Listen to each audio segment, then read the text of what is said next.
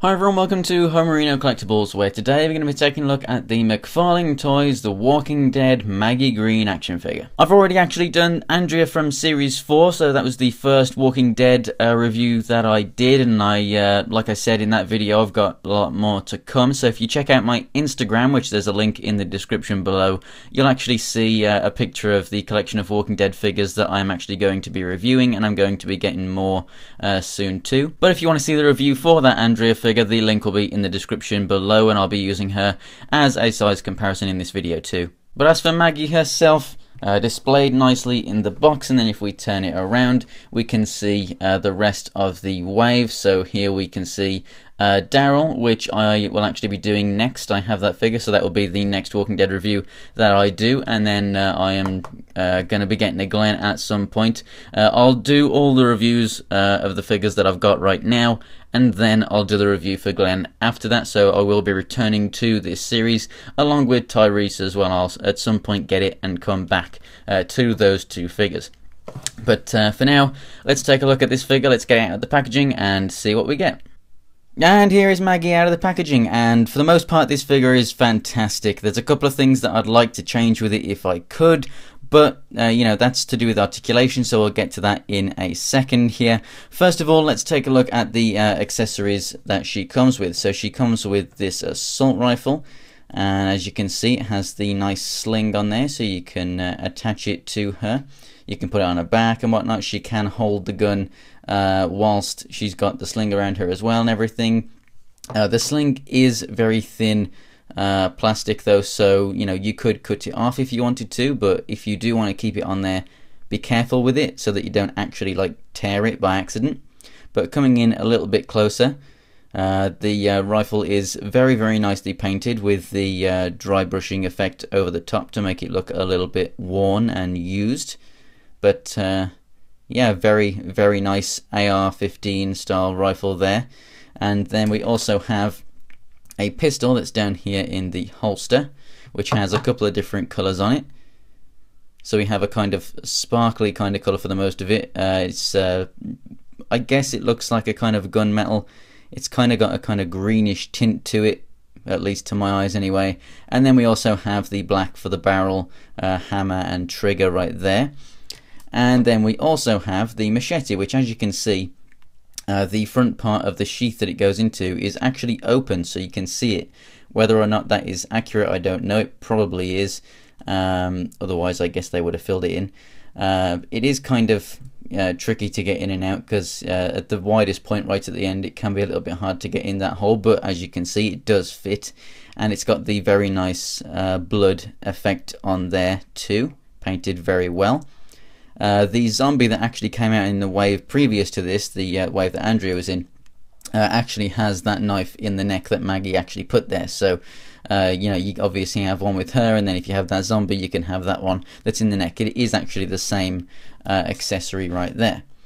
As for Maggie herself, she looks absolutely fantastic. I don't think that the character likeness is as good as that Andrea figure, but it is a good looking head sculpt anyway, and it does look like the actress, but just not all that much like this figure did. This really does look like the actress a lot more, but I really do like it. And one thing that I would change is that the face actually looks like a much cleaner of a paint job than the rest of the figure. You can see that even on the skin on the arms and whatnot, it does look quite dirty and whatnot, and then the face does look quite clean.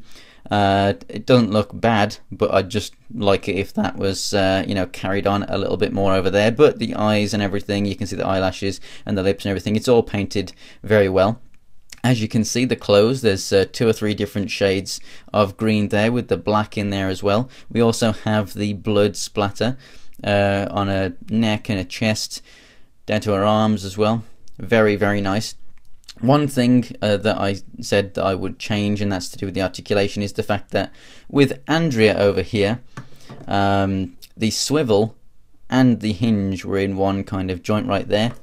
Over here, they've gone for the swivel and hinge being like that. So instead of this, the swivel being at the actual, you know, right next to the hand right here, we've got this kind of extension piece, which is actually not painted the same as the rest of the figure. So I'm fine with that as articulation.